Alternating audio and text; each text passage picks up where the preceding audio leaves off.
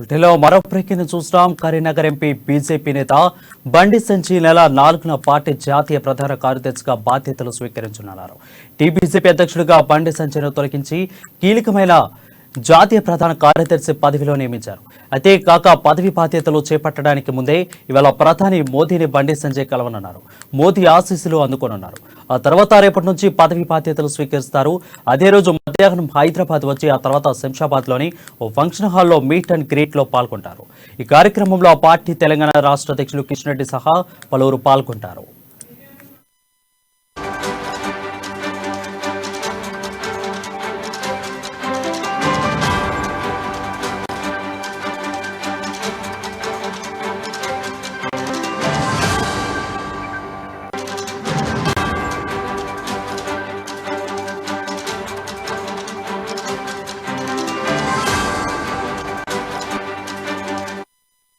బ్రిటన్లో బ్రేకింగ్ చూస్తాం. Karimnagar MP BJP నేత బండి సంజయ్ ఈ నెల 4న పార్టీ జాతీయ ప్రధాన కార్యదర్శిగా బాధ్యతలు స్వీకరించనున్నారు.